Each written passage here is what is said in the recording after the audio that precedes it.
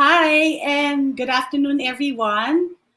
Welcome to our webinar for today entitled Developing Resilient Leadership Through Tough Times. So, welcome to our viewers who are watching from YouTube, who are watching also via Zoom and the StreamYard. So, I expect this, even though it's a 2-hour talk, I expect this to be an interactive one. So, for those of you who are signing to Zoom using Zoom, I can see the chat box. However, for the StreamYard peeps, okay, I might not have time to look at the chat box because I have to switch from one screen to another. So if you're watching from YouTube, I can also see the messages as well. So if you can turn on your camera so I can see you, that would be so helpful. Okay, it's hard nowadays to train via Zoom and all the social media platforms because I can't see you face to face. So it's really nice if we can feel our or make our presence felt. Okay, through gestures or through the chat box as well. So welcome again to our workshop entitled Developing Resilient Leadership Through Tough Times. Just give me a few seconds to share my screen. But while we are doing that, may I ask everyone to greet each other Happy New Year. Okay, can you type in the chat box, type in Happy New Year. And after that, kindly say how you're feeling right now. Type it in the chat box as well while I share my screen. Okay. Okay. You keep on typing. Okay. Okay. While I share my screen. Okay. For some reason, it's not allowing me to share my screen. Let me see.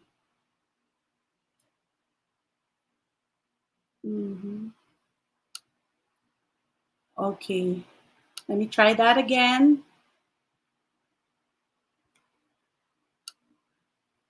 Just give me a few seconds to do this.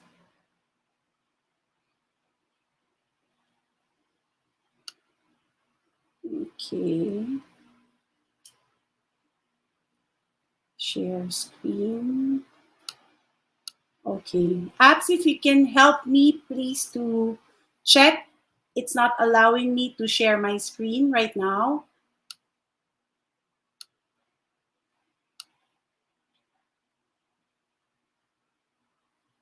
Okay, while we are working on it, at the Zoom link, everybody's placing here, feeling blessed this 2022, greeting each other, Happy New Year, really excited. What else? Doing good, start of the new day with a lot of papers to be submitted. So yan yung sabi ni Demelin. Sally's also greeting everyone, Happy New Year. Okay, so let me go and share again my screen. Okay.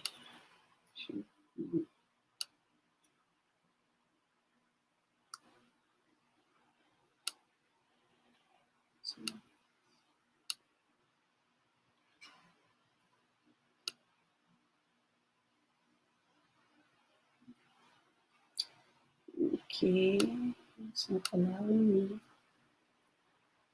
Okay, bear with me. It's not allowing me to share my screen right now.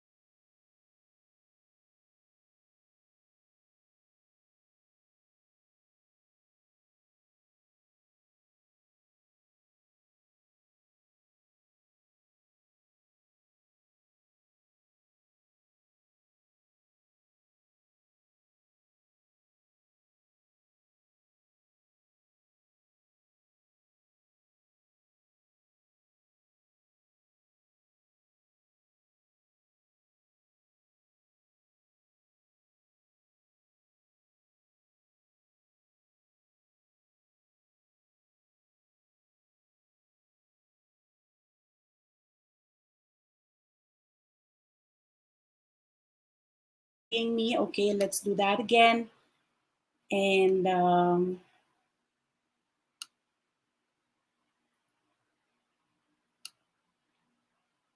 okay, so how about now? Are you seeing me and also my slides?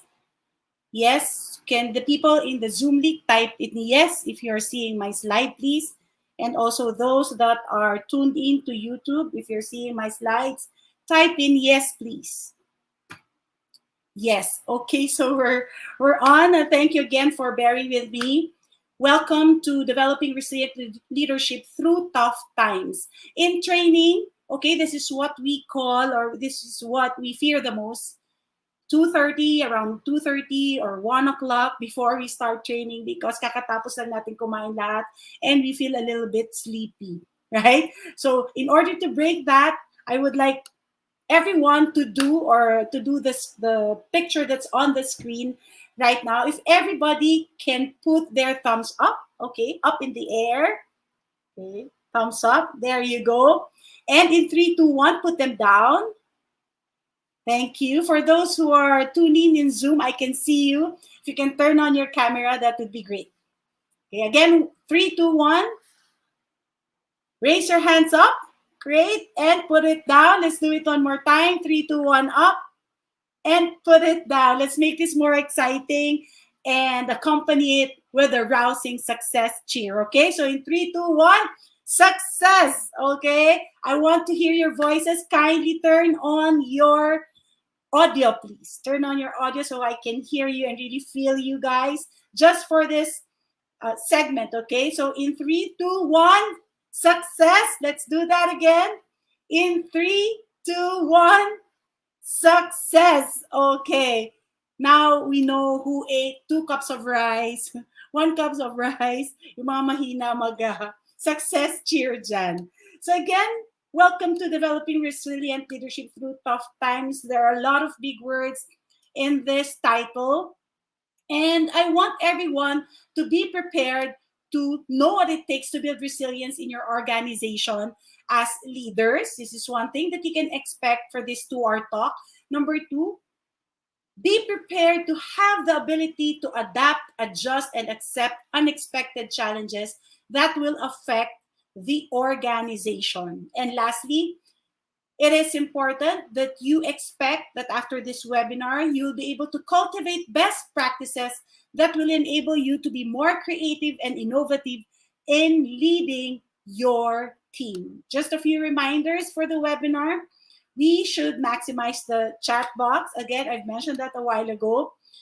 We participate in the poll and also ask a question. If there's anything that's on your mind and you want to ask it, just type it in the chat box. For those who are in StreamYard, you can just type your question and the tech team will be helping me out in reading your question. I'll try to answer them. So what is our course outline for today? We will be discussing a lot of things. First one, we will be differentiating the concept of leadership pre- and post-COVID world. I wrote here post-COVID world, hindi pa naman tapos ang COVID. Pero sabi nga sa Neuro-Linguistic Programming, I'm a certified Neuro-Linguistic Programming practitioner. I-manifest mo na, tignan mo na, i-visualize mo na, tapos na, di ba, ang COVID. So we will be differentiating what is leadership ba in pre- and post-COVID world. We will also be discussing 5 strategies of resilient leadership. And lastly, we will be discussing the LEAP framework to reinvent our leadership styles. Okay. Now, I would like you to type in the chat box, how resilient are you? Can you type in the chat box, how resilient are you on a scale of 1 to 10? 10 means you're super duper resilient, and 1 means you will collapse if there's one more challenging situation or unexpected changes that will arise today. Okay, can you type in the chat box?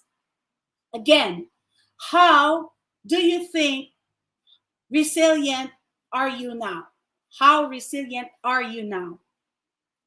On a scale of 1 to 10. Can you type in the chat box? Dolly said 8. Winston said 9. Okay, Rosalie 9. 9. Okay, what about in YouTube? Okay. So far there's no comment in YouTube. So Miss April, please type it also. What are the scores that they gave to themselves in StreamYard? So it's good that you gave yourselves here a 9, an 8. So parang tanong ko ngayon, ba't tayo nandito ngayon? But this workshop is really applicable no matter what level you are in right now in terms of resilience. So if you have rated yourself 7 and below, that's okay. If you have given yourself 8, 9, or 10, that's also okay. That's well and good. But then for those of you who have rated yourself 6 and below, really not to worry, because we came to this training at different levels. But what I'm going to ask to you today is to tap yourself in the back. Okay? Tap natin sarili natin sa ating balikat. Sabihin natin, good job, and then state your name. So example would be, good job, Annabelle. Okay. Why am I asking you to do that? Can we do that all together? Turn on your screen so I can see you. Okay. Good job, and state your name. So why did I ask you to do that? Number one, because everything or every person that is here today is considered a resilient leader. Why? Kasi after everything that we've been through, we're still here, di ba? We're still alive. We're still leading our team.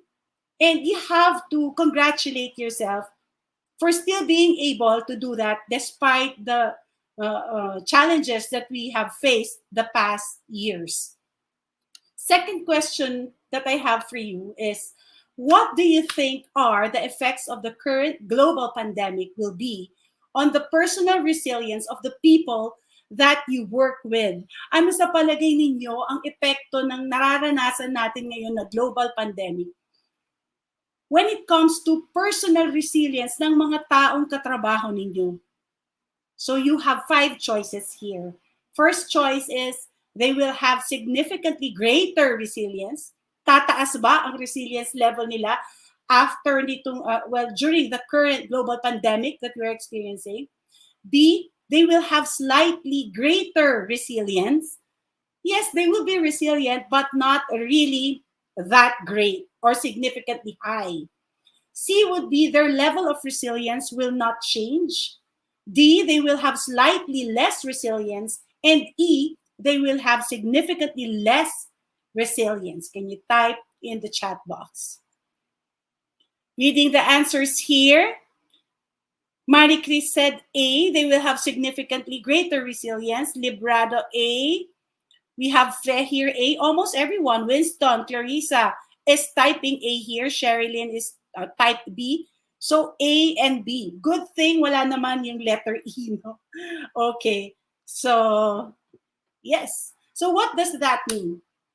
So as leaders, I would just like everyone to know that in the future, what we usually guess will happen, anong pandemic man yung iniisip natin, we don't know how resilient our team is going to be. Okay? Just for example, we are facing the global pandemic right now, health pandemic, which is COVID-19. And do you think that having gone through the challenges, okay, surviving the current situation, yung employees ba natin, tataas ba yung resilience level? Sabi ninyo A, some of you said B. That's good. But there are organizations which I believe will answer D or E here. Lalo na yung mga hindi nabibigyan ng pagkakataon na matrain, okay, during the pandemic, train to really put themselves first so they can lead well their team. Okay, less resilient because they don't know how to handle the pressures and challenges that they are facing. So not everyone will be answering the same thing here. Let me share with you the global risk landscape 2020 that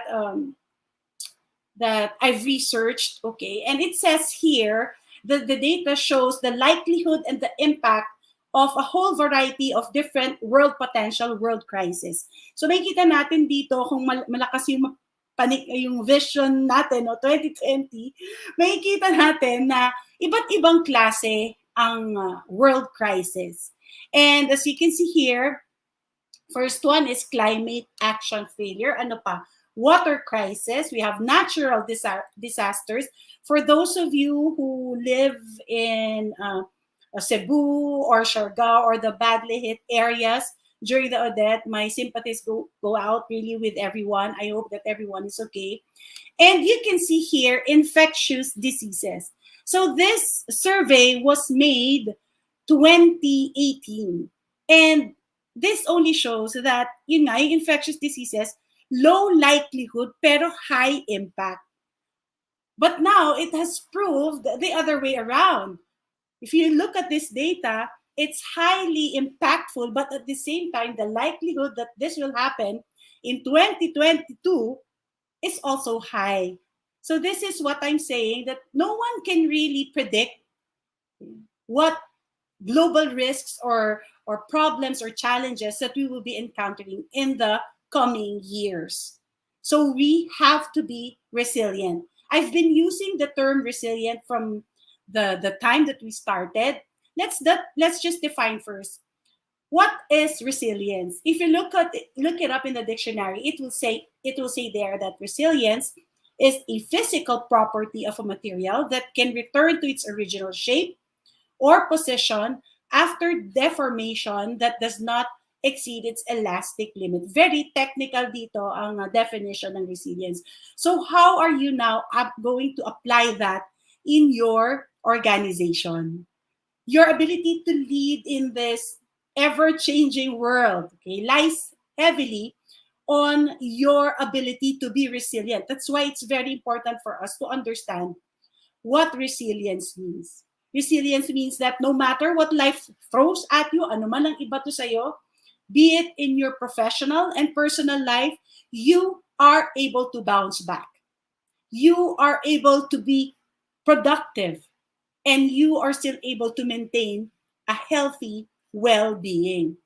Now, what are the deformations in an organization right now? Ano-ano ba tong deformations na na-experience ng companies ngayon? Can you type in the chat box? What are these deformations that you're experiencing right now? Okay, deformations or yung mga dent as we call it, humps or barriers or challenges that we're experiencing right in the organization right now. One could be, okay, supporting company culture in a more geographically distributed workplace. Please type in yes if your company is still practicing work from home options. Type in yes. So Patrick said mental health is one. Okay, Maliflor, age. Okay, what else? What are the deformations that you consider is happening in your organization right now? I agree with Patrick. Mental health is really the one of the top deformations that organizations are experiencing right now. Mental health din, sabi ni Brenda. Okay, keep it coming. So, top 3 would be supporting company culture in a more geographically distributed workplace. Ang hirap, di ba? Ang hirap to go through our usual system, procedures, the way we conduct our meetings. Now, shifting from manual to digital. It's really not easy. Number 2, keeping our workers from burning out. Excuse me. So, keeping our workers from burning out. And lastly, creating a healthy and safe environment to keep workers from feeling safe as they return to the office. So how many of you now are transitioning or already have transitioned to going back to the office? Type in yes.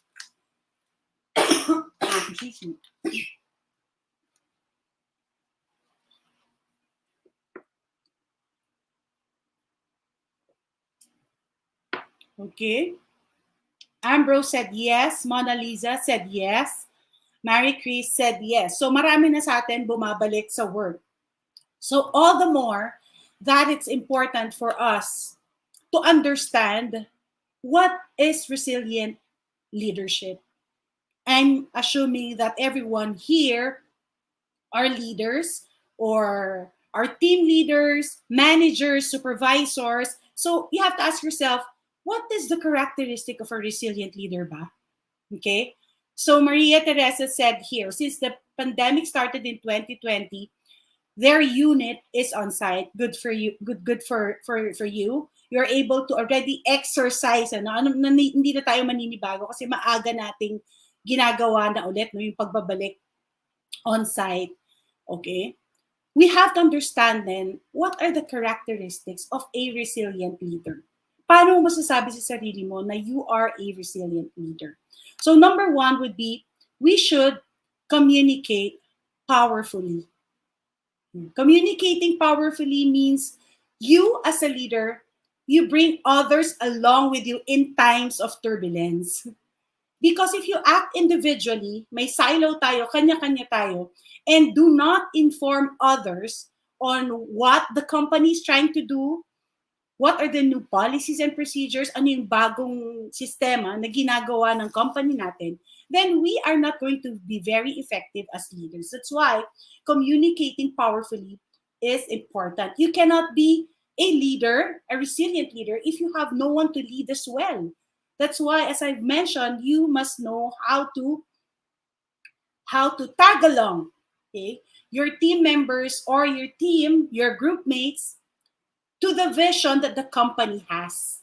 So in my experience in working with clients, it pays to have a framework, a communication framework, wherein it could serve as a reference. Number one would be, for example, crisis management communication framework. Anong mangyayari? Anong gagawin ng organization natin pag may COVID-19 positive? I hope that everyone here is working in an organization that has that.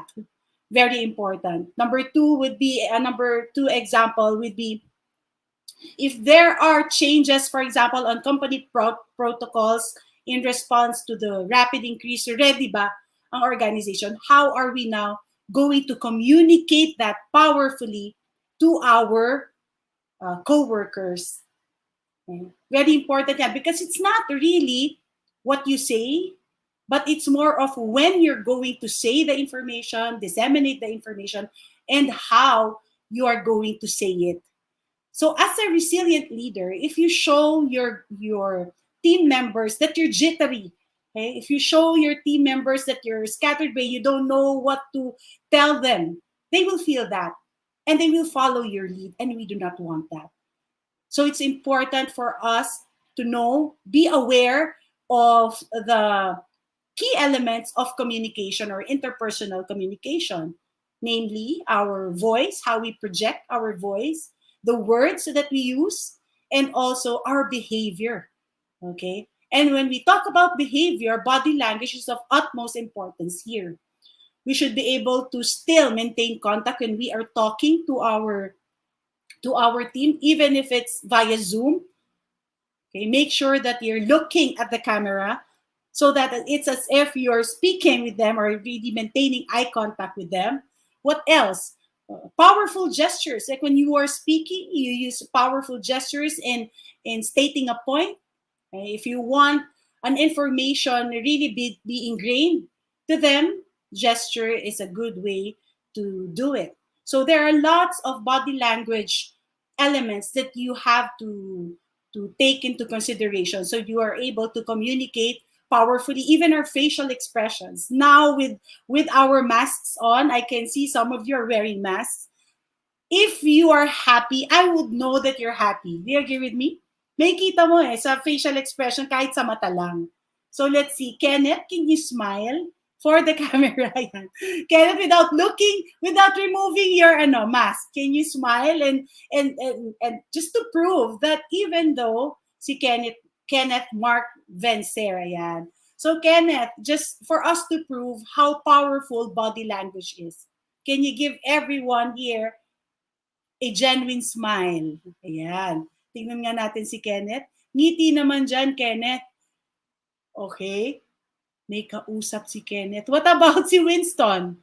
Hi, Winston. Hello. Sige, can I see? Ayan, si Kenneth. Nakita rin tayo, nag-smile na.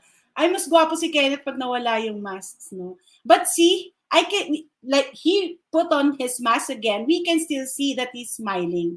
So that's how powerful body language is. And really one of the things that we need to leverage for us to communicate powerfully. Thanks, Kenneth. There you go. Next, we have to build positive relationships. Sa panahong to, punong-puno na tayo ng negativity. When you open Facebook, you can see there lots of negativities. You really need to know how to filter. So hindi nasasama ang loob ngayon ng mga kaibigan mo if you hide them or hide their posts, because everyone knows that negativity would not help us in the situation that we're in right now.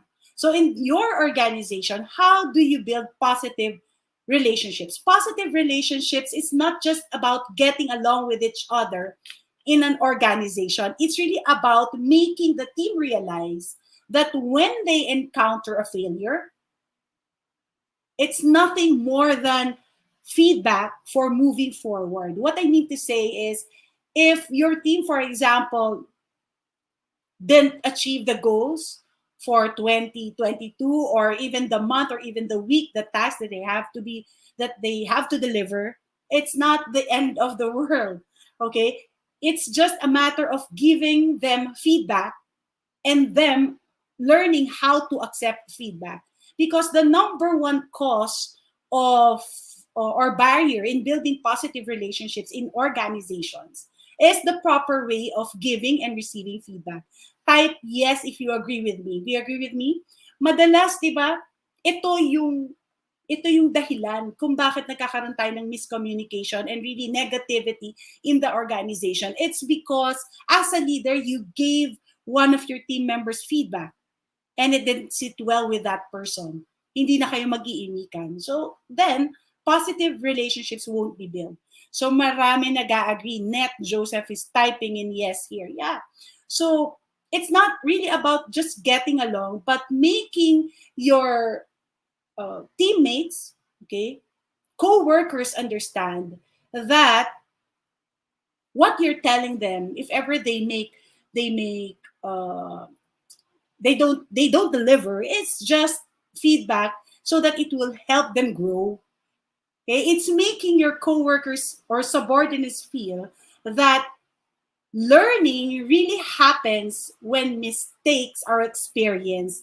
That's really the key to being successful. The most resilient leaders really want feedback also, not only for themselves, but for others as well. Again, I'll repeat that. A resilient leader also wants, okay, a feedback for himself or herself. Hindi lang tayo puro bigay ng feedback. Kailangan din nating malaman how are we doing so we can build positive relationships.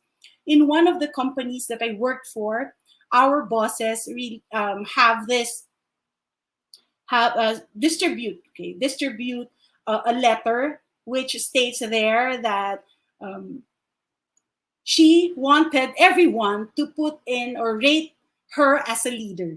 So without giving our names, sulat lang natin doon, feedback. What did she do well? Okay.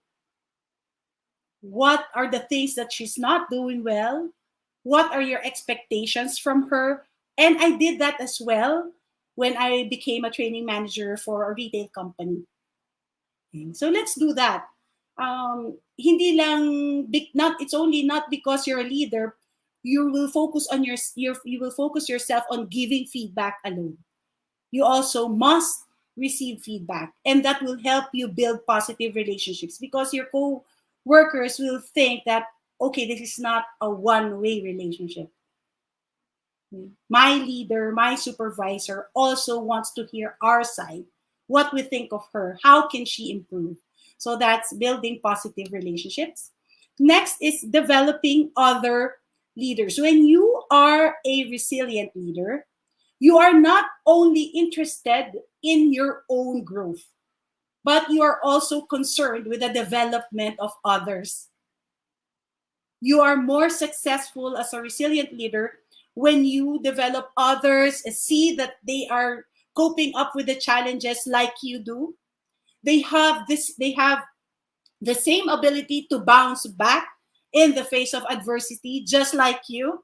So by developing other leaders, resilient leaders are demonstrating how to be coachable too. Okay, so it's very important to develop other leaders. We learn from them. We learn from our coworkers. And that's number one priority as well if we want to be a resilient leader. Next is we have to be risk takers as well. Resilient leaders are risk takers, especially during this time. Madali lang namang mag-take ng risks when the environment or the situation that we're in is normal, di ba? Madali lang yun eh. Ang mahirap, the difficult part is, if we are in a situation such as this one, it's challenging. We are not expecting this to happen.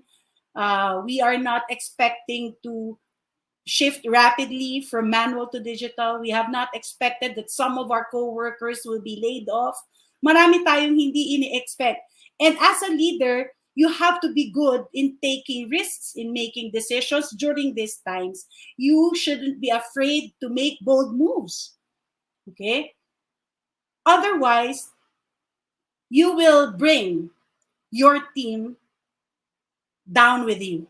And we don't want that. Kaya gusto natin maisaulo talaga itong characteristics of being a resilient leader. Being a risk taker also means you are able to adapt and champion change. Ibig sabihin, you don't just follow, but really give suggestions on how changes that will be appreciated by the company will be executed. It's not just follow. As leaders, kaya tayo itinalaga dyan, dahil kailangan tayong mag-suggest din sa top management, lalo na on what are the things that we should do in order to surpass our problems or the problems that we're encountering right now. And lastly, we need to be champions of change. I mentioned that a while ago. So Benjamin Franklin, he said that change can really be scary. But what is scarier, mas nakakatakot, is allowing fear to stop you from growing, from evolving, and from progressing. Okay. So again, you have to bear in mind that to be a resilient leader, you should be bold. You should be a bold risk taker and also bold change makers. You are not only willing to change, but you are able to provide leadership necessary to ensure that your team and your organization will also change. Pag naramdaman na to ng mga co-workers niyo, it's easy for them to follow your lead. Because let's face it, change is really difficult. It really takes courage. It takes courage, and it requires a resilient leader, or any leader for that matter, to have a vision about what an organization wants and where is it headed. So now, each of our companies have their own vision. And at this point, marami tayong iniba sa strategies natin.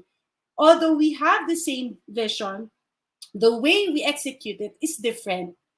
So as resilient leaders, we have to embrace that change. Now, knowing that these are the characteristics of a resilient leader, these are the things that we need in order to be resilient. And the brutal truth about leadership is this: if you are not performing at your best, then they will not perform at their best. Meaning, if they see you as panicky as a leader, or you're only good at reacting, not really responding to situations, thereby doing only firefighting strategies, they can see right through you. Okay? So you shouldn't expect them to perform better than you, because you're not being a role model to them, a good role model to them when it comes to responding to challenging situations. Another brutal truth about leadership is that psychological effects experienced by employees affects the way you lead too.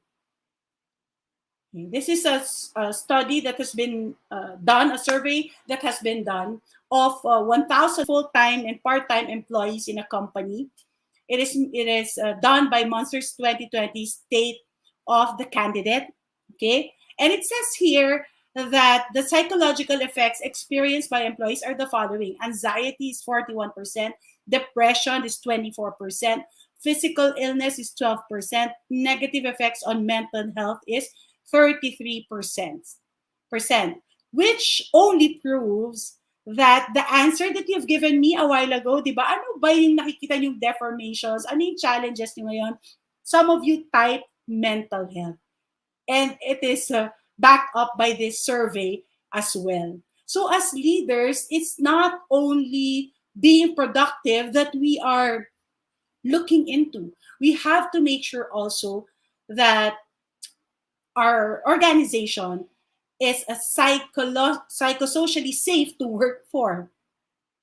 Okay? So marami tayong iniisip niyan. Just to give you a clear understanding of that, here is a case study. Okay, Dave Claro has been a leader for a top insurance company for 20 years. He is already on his second year holding a high-level position when he experienced extreme burnout caused by the rapid shifts he had to make for the company at the onset of the pandemic. And he said, I wake up very, very tired, and you have to go to work. And when you go back home at night, you already know that you're not going to be able to sleep properly. Oh, how sad. I'm not used to asking for advice or help or showing emotions because I have been leading this team for more than 15 years. I'm used to doing it my way. Can you type in the chat box? What is wrong here? What is Dave Claro doing that increases his anxiety level, okay, depression perhaps? What do you think is the challenge here? What is the problem here? The problem here is the mindset that he has. The mindset of, I've been doing this already. I know what I'm doing. No changes can be made anymore because this has been working. But how is it going to work if our environment is constantly changing, even if you're doing it for 15 years already? So in my case, I've been in the airline industry for 25 years. And whenever new flight attendants are coming in, I still learn from them. And sometimes the best suggestions came from them. No, natuto ako dun sa mga baguhang pumapasok. May maganda palang sistemang iba. So unlike Dave here, the reason why his stress level is really high because he's used to doing everything on his own, deciding on his own without checking in on others. Ano bang matutulang ng iba? And naturally, he wakes up very, very tired and still have to go work kasi yung mindset nga niya is, pasan ko yung daigdig. Whoever watched that movie, malalaman mga millennials dito, hindi na alam yung movie na yan. So, this case study, okay, do it my way, will not help us to become resilient leaders. Next thing we need to know is the difference between the concept of leadership in pre-COVID and during this COVID situation that we are in right now. So what are the top 3 pre-COVID leadership traits? A good leader knows how to sell his vision, must be a motivator of teams, and must be able to communicate strategies. So these are the traits in a normal business environment. This is what is expected of us as a leader. Okay? We all recognize that leaders need to be effective in spelling out their vision. Dapat magaling ka na kumbinsihin ang mga tao mo to follow your vision. Ano ba ibig sabihin ng vision? Vision is the goal that you want the company, okay, in terms of organizational perspective. It's the thing that it's close to impossible, but you have strategies in order to achieve that. So that's a vision. Making the impossible possible. Next would be motivator of teams. Pre-COVID, it's already important that we know how to motivate our teams. Meaning to say, it should start from us. If we want them to have high sales, we show them how to do or how to achieve high sales. If we want them to have high KPI, then we show them how to do that. Communicator of strategies, again, paying attention to the words, voice, body language that you use, and also when you're going to say it. These are the things that is most important when we talk about leadership traits pre-COVID. But there are challenges that we have experienced and are experiencing right now during the, or what we call the COVID world. A lot of us are overwhelmed. A lot of our teammates are bombarded with emails, meetings, expectations that are almost impossible to meet. Okay, a lot of us is experiencing increasing demand from multiple directions. Kung saan-saan natin yan experience. And pag hindi natin alam i-handle yon, we are in deep trouble. Overwhelmed and worried about not living up to your responsibilities as a leader. Hindi talaga ako pang virtual, pang face-to-face lang. I don't know how to manage meetings in a virtual format. Okay? So ito yung mga fears natin eh. You're not living up to your responsibilities as leaders. You are bombarded with emails and meetings. Manage your time, manage your emails instead of worrying on how to go about it. Kasi ngayon, grabe na ang emails natin. Kung dati, 50 emails ang ma-receive mo, ngayon it doubled already, 100. And this is just an example because I have clients that shares with me na more than thousands minsan ang emails nila. So these are the leadership challenges in the COVID world. Hindi rin tayo pwedeng reactive on the challenges that we are facing. The top management is expecting us to know, to be proactive, to respond before a problem happens, to be able to provide steps for our people on what to do just in case these challenges or these situations happen. Now, post-COVID leadership traits, it's still the same thing. We still need to be a seller of vision. We still need to be able to be a motivator of teams and also a communicator, great communicator for strategies. However, in the post-COVID or the COVID status that we are experiencing right now, leaders are expected to execute them virtually. Well, it's good that some of us are going back to the office, but for sure, some of the organizations or most of the organization will still be hanging on to the virtual execution of their plans just in case something happens. And it's happening now. Manila is on alert level 2 and now on alert level 3. So paano na yung mga plinano natin nung alert level 2 pa lang? So we can't discount the fact that virtual execution is really important. So Demelin said, digitalization this time of pandemic is my stressor. Yes. And a lot of people are. When I started shifting from face-to-face to online webinars, I experienced a lot of things. Number one, I'm not familiar with Zoom yet. With StreamYard, up to now, I'm still confused in some of the platforms that the clients wanted to use. But we have to focus on what we can control, right?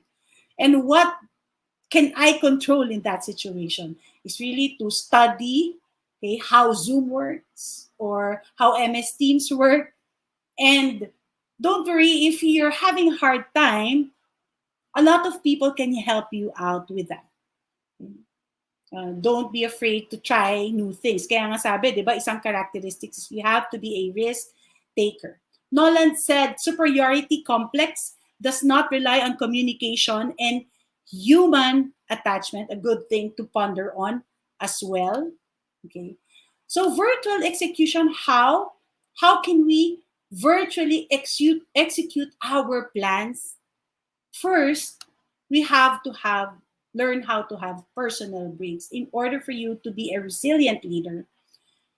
Given that you are not in an environment where one is interacting with people for having a cup of coffee while We need breathers, as we call it, because this will have an effect on our emotional well-being. Sometimes, because we're too busy, 24 8 hours dire-diretso nasa harap tayo ng computer, it will not help us at all to become resilient leaders. We should be able to have time for ourselves. Well, this is a very basic suggestion, but it has been overlooked several times. Okay? So it's very important. Number two, you have to manage your daily schedule with time and space to distress. So how will we be able to do that? We have to sleep early. We have to eat healthy and really exercise. Read our favorite books. Okay. You have to include that in your schedule. Now I am curious, what are the hobbies that you have developed during the pandemic? Can you type in the chat box? Ano yung mga na-develop ninyo na hobbies na hindi nyo akalaing magiging interested kayo doon? Because that's very important if you want to become a resilient leader. Number one, must have personal breaks, manage your daily schedule, okay, including activities that distresses you. So Kenneth said cooking, same thing here, no? Cooking. What else? A lot of you here probably are plantitos, plantitas. Congratulations. What else? Some of you might have learned already the art of hiding negative people in your friends list. Not naman unfriending them, but just hiding their posts, right? So let's do that. Number three, manage insecurities from uncertainty. What are some of the insecurities that is not helping you out when it comes to being a resilient leader? Ano yung mga challenges and barriers? Ano yung iniisip natin about ourselves that lowers our self-esteem when it comes to being a resilient leader? One would be concern about providing for our family, perhaps, especially now that a lot of us have been laid off, or maybe our hours have been lessened. Insecurity that we cannot learn a new skill. Okay, and what else? Shifting rapidly to the virtual setting. These are some of the uncertainties. What else? We also have to make use of all of our senses in making judgments, especially now that we rarely see each other face to face. So when we are in an environment where it's all virtual, it becomes difficult because you cannot meet and engage with people. You cannot get feedbacks on your actions. It's hard. It can be done, but it's hard. You cannot see clearly what's happening around you because we depend entirely on the virtual network of communication. But it's still communication. And I've mentioned a while ago, words, voice, body language, very important for you to communicate powerfully. This time, the highest, okay, I have to throw this question to you. The three elements that I've mentioned a while ago, which do you think creates the biggest impact? Is it voice, is it words, or body language? Can you type in the chat box?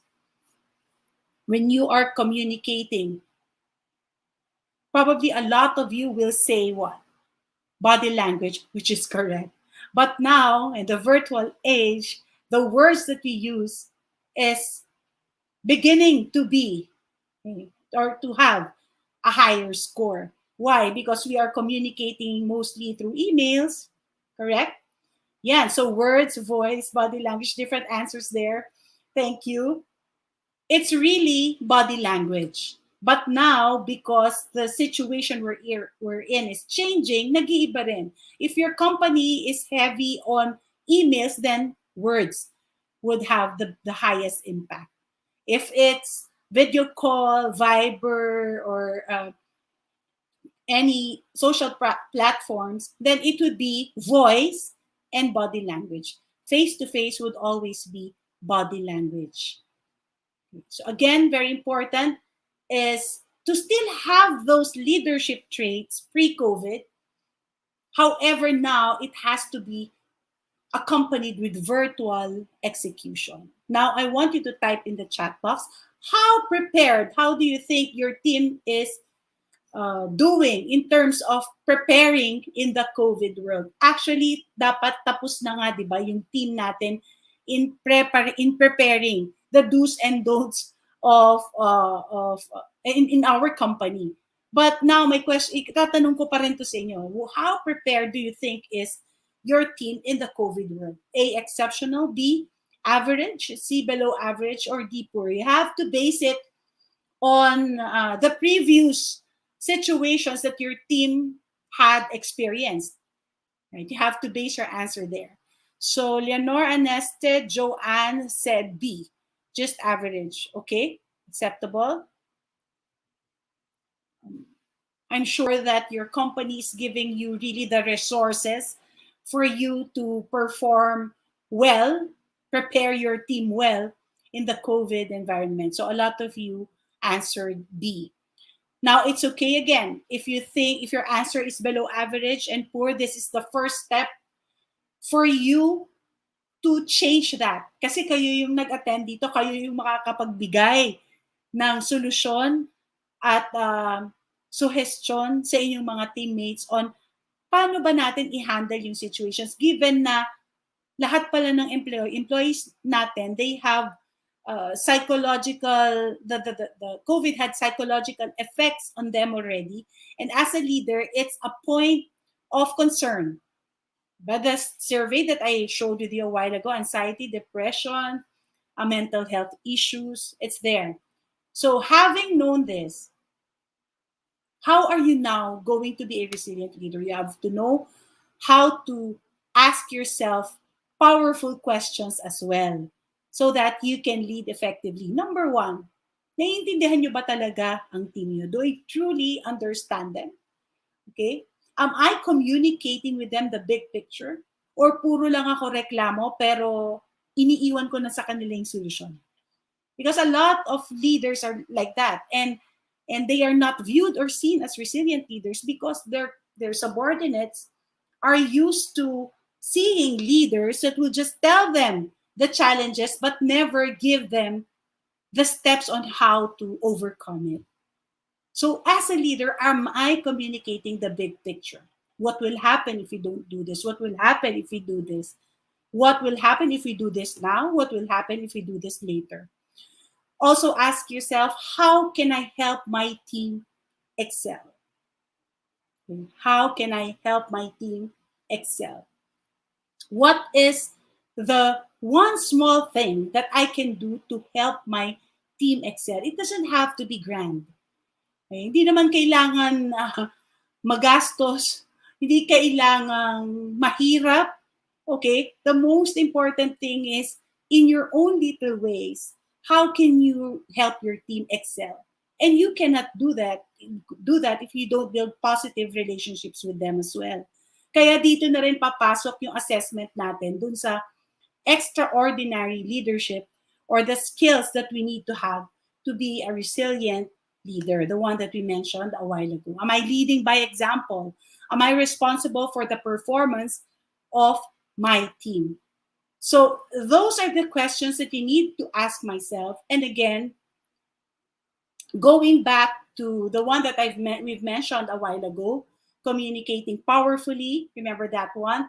You have to be reminded of that always. Next question you have to ask yourself is, how important are these skills to you as leaders? And how prepared are you as a leader for the changes that are needed?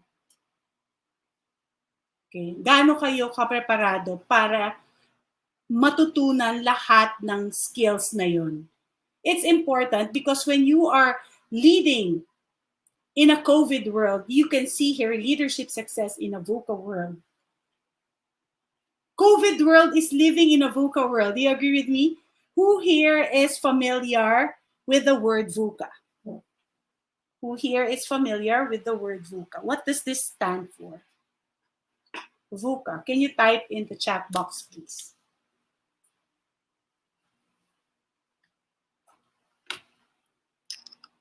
Okay. Anybody? Okay, let's see. Nobody's answering. So let me just share with you.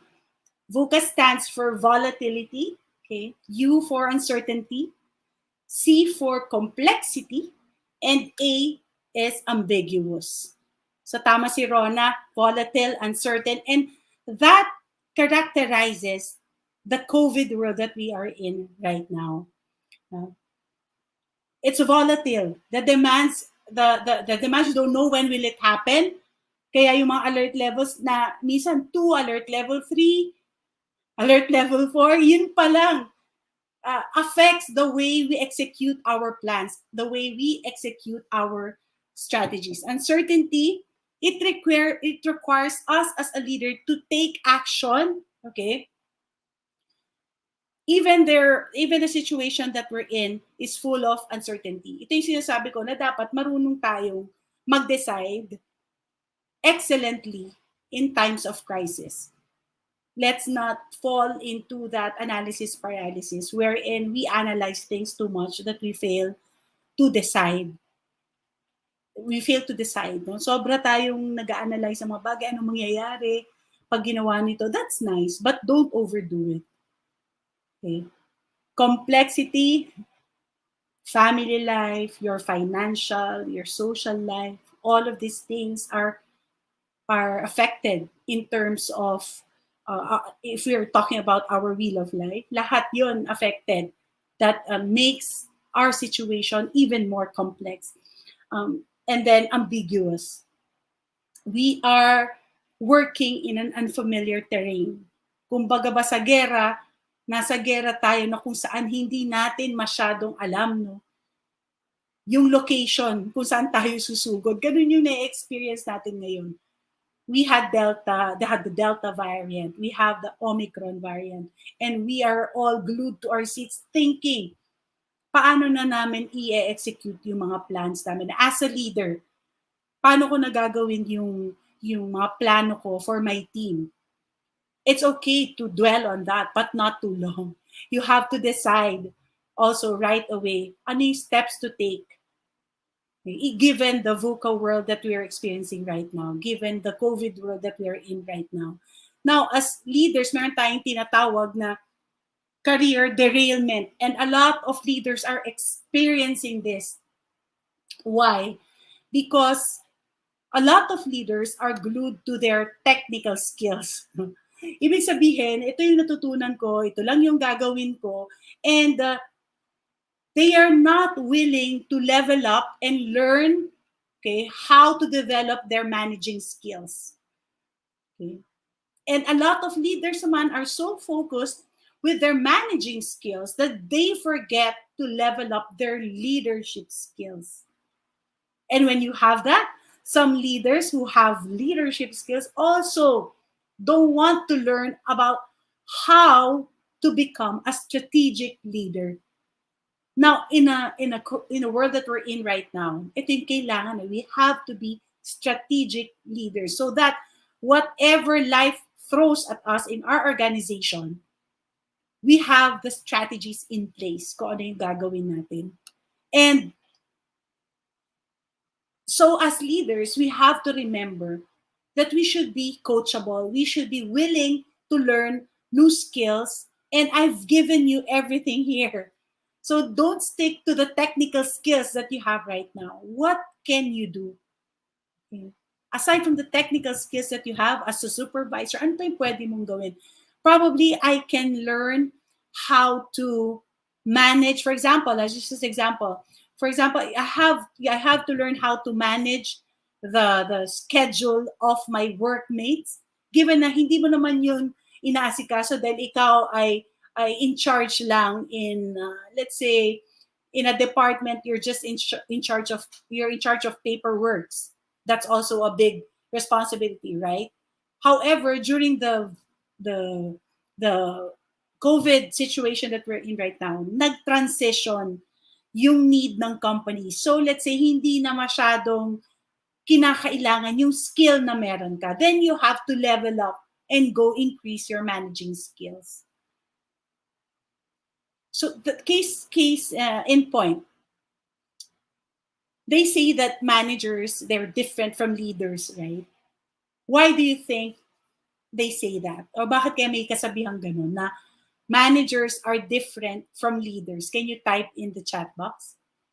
I'll give you time to type that. Because some questions here could be, so what's the difference between managing and leading? What do you think is the difference between managing and leading? Okay. Any answers? Can you type in the chat box? For those who are attending in Zoom.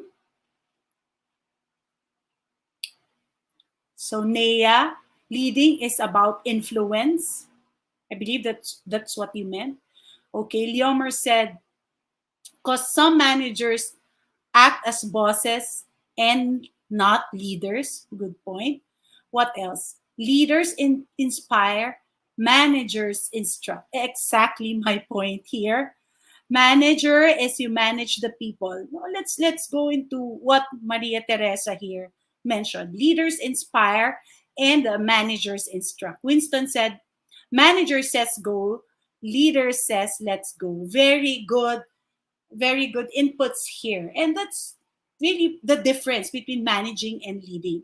And my point early on in the discussion that we've had, it's not anymore thinking about yourself, but it's thinking about the whole team.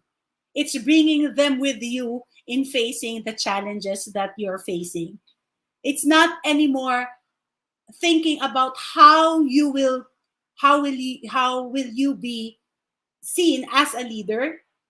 Okay, baka sobra kang fixated doon na gusto mo as a leader, makita ka na strong, and that way you have to make sure that all your instructions are followed. Tapos you're not even asking them what they can contribute. So that's basically what this is said here. Na they're just being bosses but not really leaders. They're more fixated on letting their subordinates feel na who's the boss? I'm the boss, you follow me. Versus we can do this. I also need inputs from you. We can achieve our goal faster and more excellently if we do this as a team. That's leading. And when you master that, it becomes now your chance to learn how to be a strategic leader. Kasi yun yung pinakagusto natin in terms of surviving in this COVID world. Be a strategic leader. And that will help us a lot in being resilient as well. Because when you are a strategic leader, you know where you're going. You know how to inspire and motivate your people to do that with you. Whatever challenges you're facing, you and your team will be resilient. So avoid this career derailment. Huwag tayong ma-stuck lang doon sa kung ano yung nakasanayan natin. Because what Albert Einstein said, no problem can be solved by the same level of consciousness that created it. Again, no problem can be solved by the same level of consciousness that created it. The problems that you have years ago, if they appear now, the way you solve that problem 10 years ago or years ago is not the same thing as how you're going to respond to it now, because the environment has changed already. So what are we going to do to build resilience in our organization as leaders? Number one, we should learn how to focus on the small choices and appreciate the choices that you have or you made.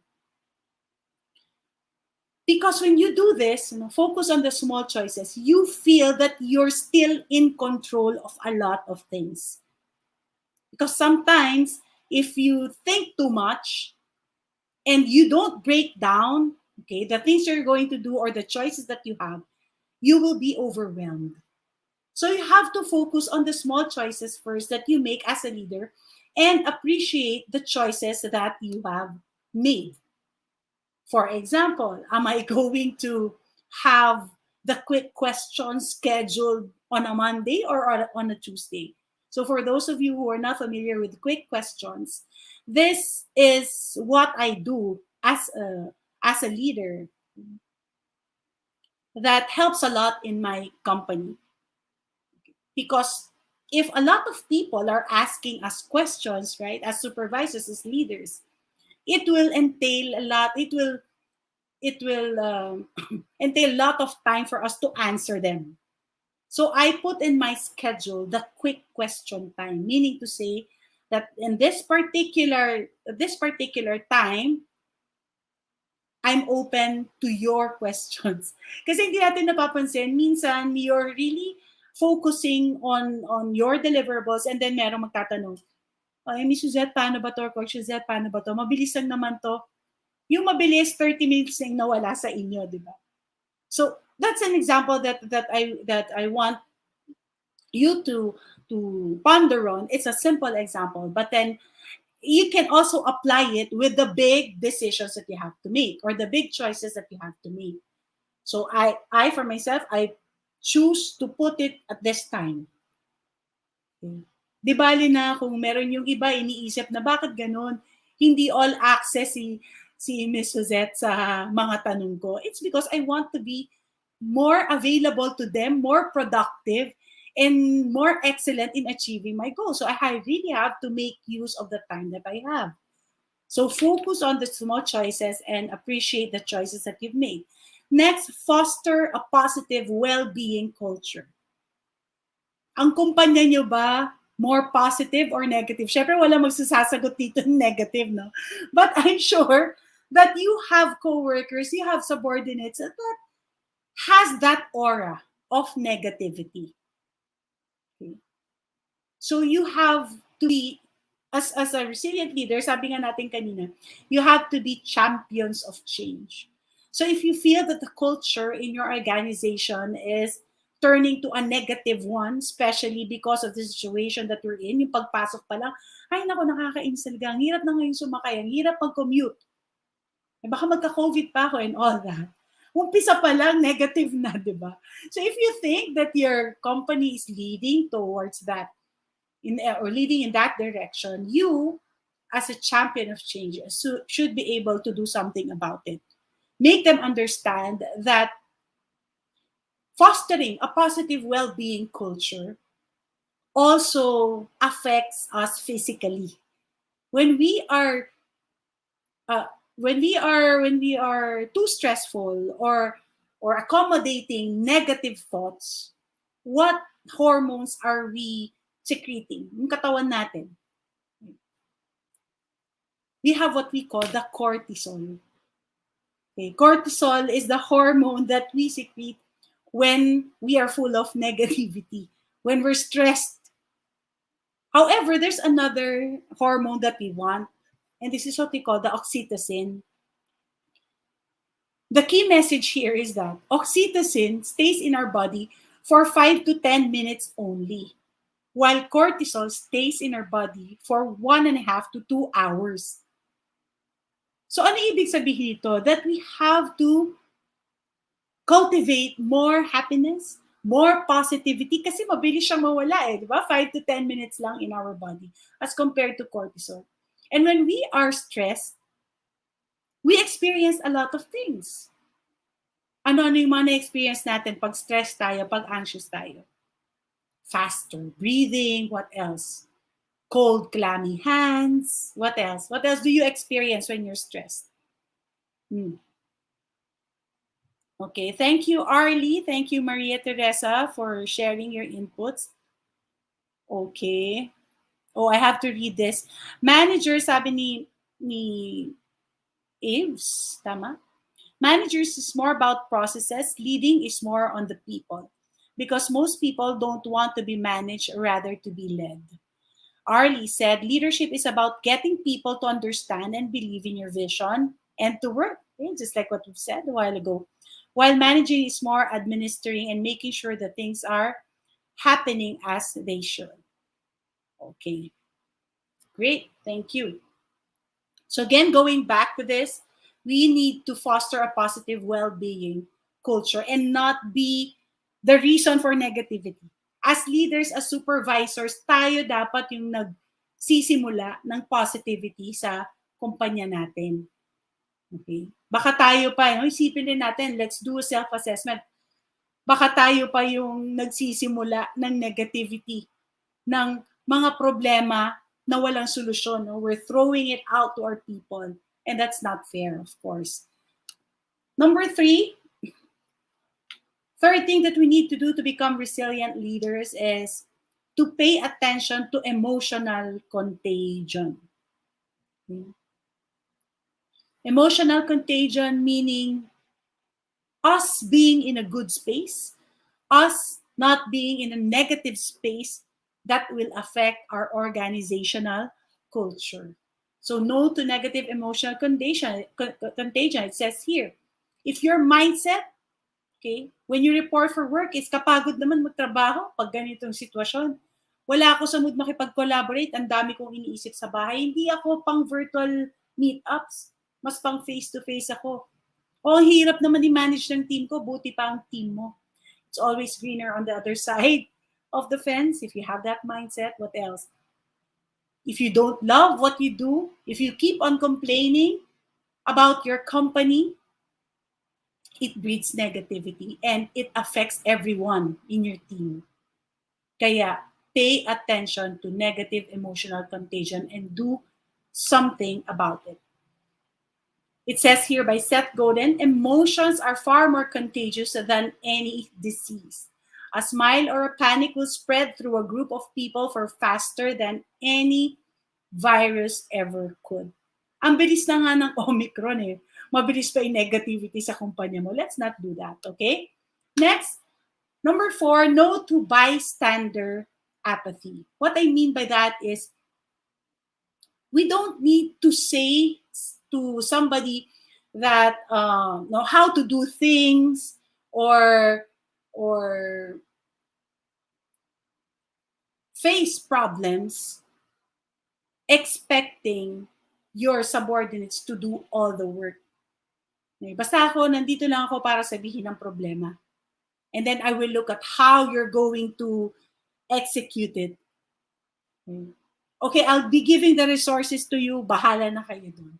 Dapat you have to take the challenge to really delegate and delegate properly.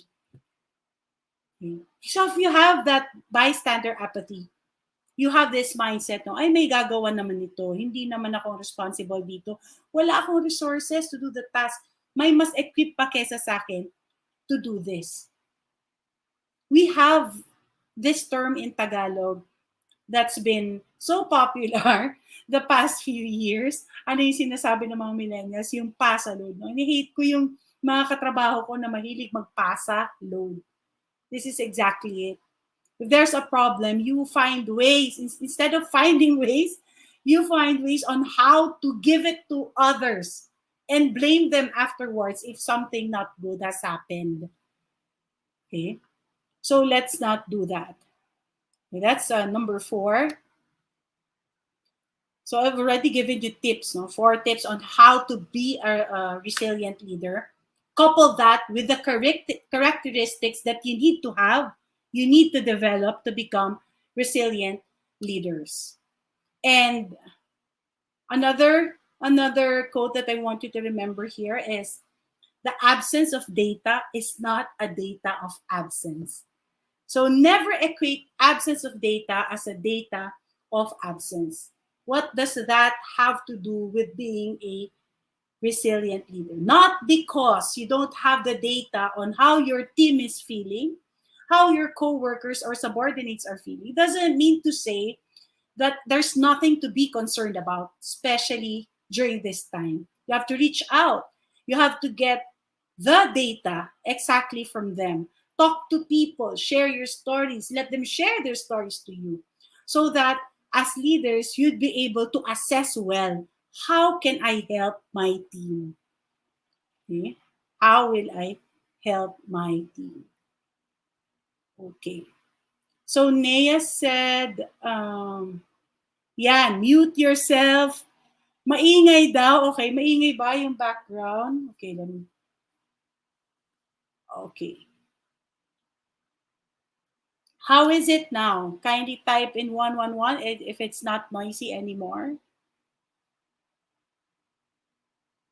Is it still bothering you guys?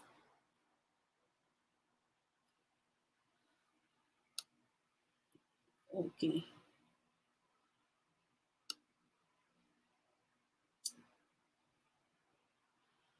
Okay. How about now? Type in yes if you're still hearing that noise. Yes if you're hearing that noise. Okay na. Okay. Thank you very much. It's now okay. So we've discussed 5 ways on how to build, how to develop yourself into becoming a resilient leader. Now, let's go to the LEAP framework, okay, so that we can reinvent our leadership in this changing world, in this VUCA world, and be resilient. So L stands for, any guesses? The LEAP framework, any guesses? L stands for, if you want to be a resilient leader, if you want to reinvent, baguhin ang leadership style niyo because of the realizations that you've had today. Okay, Brenda, good try. Leadership. L stands for, okay, it's LEAP, right? L stands for liberal. I'll be explaining this to you one by one. E stands for exuberant. A for agility, and P for partnership. What does this mean? What is this framework for? This framework is for us to live the type of leadership that we have been accustomed to pre-COVID, make necessary changes since we are facing a VUCA world, an ever-changing world, a COVID world. So paano natin gagawin yon? Let's look at it one by one. But first, let's answer this question because I'm sure that a lot of you have an idea on that already. So apply na natin siya agad. And just for us to understand, okay, our level of understanding in LEAP or the LEAP framework. Okay, let's see. Scenario one. Okay. Charlie, the head of a business unit department in a retail company, holds team meetings regularly. He continuously meets with his team in person since he is not familiar with online digital platforms to hold meetings. One of his team members already volunteered to assist him in navigating these online platforms. To display liberal thinking, what would you do if you were Charlie? A. You will study the different online platforms that you can use in lieu of in person meeting. That's one. B. Push through with the in person team meeting and just observe proper COVID protocols. And C. Encourage your team members to meet with you on a one on one basis. If you want to cultivate or display liberal thinking, what would you do? A, B, or C? Okay. Can you type in your answer? So A lot of you answered A. A is correct. Why? What does it mean to be liberal when you are reinventing your leadership? That means you're open to new behaviors or to new opinions, and you're willing to adapt or discard existing values. Ano ba matututunan ko dito sa magtuturo sa akin? Kahit bago pa lang siya. Okay, that can help me understand how to work on the digital platforms. Okay, let's go to E. Second scenario. You were asked to announce the work from home rollout to your team. Okay, how would you now cascade this with exuberance? A. You will set an appointment with the employees involved and casually tell them the start date of the work from home arrangement. B. Schedule a virtual team meeting and merely announce the start date of the work from home arrangement. C. Create a work from home event where you will explain the pros and cons, entertain questions, and explain the benefits of work from home for your team. Again, we're talking about here about exuberance.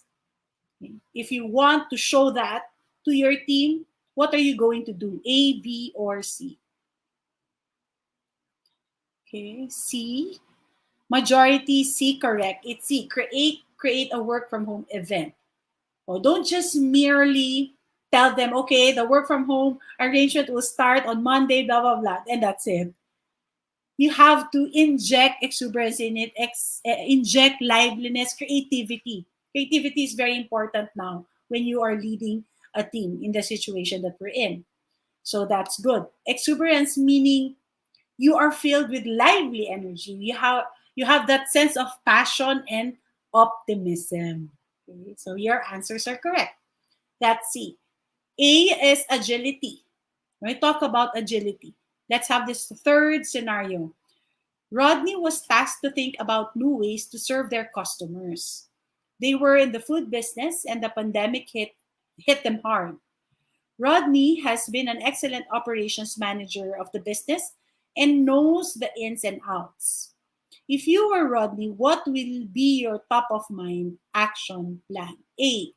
Patiently wait for everything to go back to normal and hopefully continue to manage the business operations like how he used to. Mobilize your team and collaborate with them for new strategies and action plans. Or C, focus on why things are not working anymore and analyze it for a long period of time. What are you going to do to cultivate agility? A, B, or C?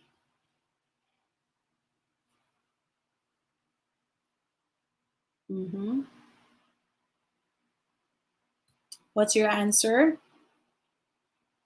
Can you type in the chat box? A, B, or C? You want to express agility. The correct answer here is B. Mobilize your team and collaborate with them for new strategies and action plans. Because C, if you focus and analyze things for a long time, just like what I mentioned a while ago, analysis, paralysis, right? Wala tayong matatapos. Okay, so correct answer is B. Most of you answered B as well. That's agility. Agility is proficient as a leader, as a resilient leader, you proficiently change and evolve the learning organization with next generation leadership competencies. Hindi tayo boxed na ito lang yung tamang gawin. Ito lang yung nakasanayan na. Okay, we have different types of leadership agility. Let me just quickly share them with you. We have the type of leader who's mentally agile, meaning he is able to grasp the complex issues quickly and even enjoy tackling this big new problem. We have that type of leader who is change agile, comfortable with change and willing to take risks. And the last one is results agile, able to deliver outstanding results against one of the toughest challenges we've faced in our lifetime. So if you want to be a resilient leader, we have to put a check mark on each of these. Let's go to the last one. P, partnership. Still part of the LEAP framework on how to reinvent our leadership to become resilient leaders.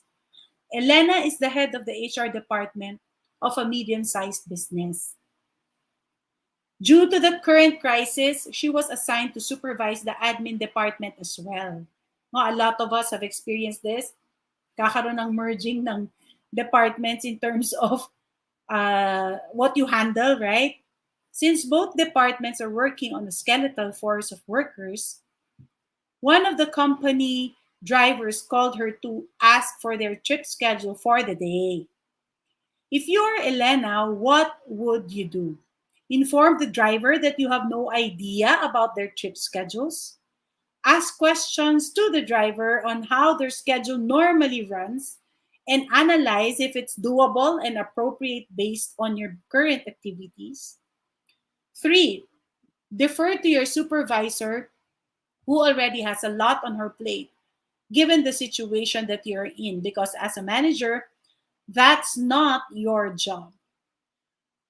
If you want to cultivate partnership, okay, what are you going to do? B, ladies and gentlemen, is correct, and most of you have answered that. Ask questions to the driver on how their schedule normally runs. Ano ngayon kung manager ka? Ano ngayon kung trabaho yan ng supervisor? You have to have a partnership because there will come a time wherein you will also need the help of your subordinates. So magtutulungan tayo. Partnership means building a trust-based partnership to remove silos in teams. Again, building a trust-based partnership by removing silos in teams.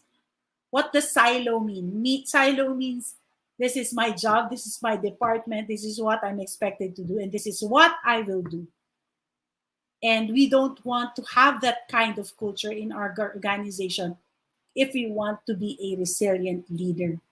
Nobody can do it alone. We need to work as a team. And that's also the difference between businesses that thrived during the pandemic and those who have folded up. They refuse to adapt to change. They refuse to build positive relationships. They entertain negative possibilities instead of the possibilities. And so they have folded. And we don't want our company to be in that situation. And this is the very reason why we need to level up our skills as leaders to become resilient leaders. Okay? Let's be inspired by Pratik Dokhatia here, founder of Grow Profusely.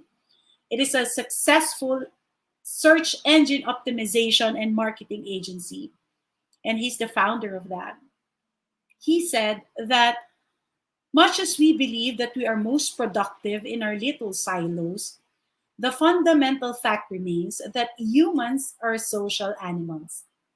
And by denying the opportunity to collaborate and cross-pollinate ideas, businesses contribute to their own speedy demise. Okay? So ayaw natin mangyari yun. We don't want that for our or in our company. We want our company to thrive, to strive, and really be prepared with all the challenges that we might be facing given the situation that we are in right now.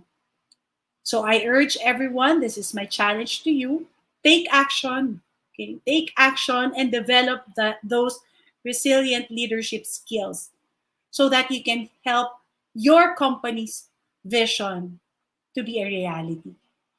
So congratulations and thank you everyone for attending this webinar on resiliency, especially as a leader, developing resiliency leadership through tough times. If you have any questions, we still have time for them. We still have 10 minutes to entertain your questions. So for those of you who are in Zoom, kindly type in the chat box your questions. Again, congratulations everyone and good luck on your journey to becoming resilient leaders. Okay, so questions. Okay, so let me stop this so I can see the chat box in StreamYard. Okay, do this. Okay.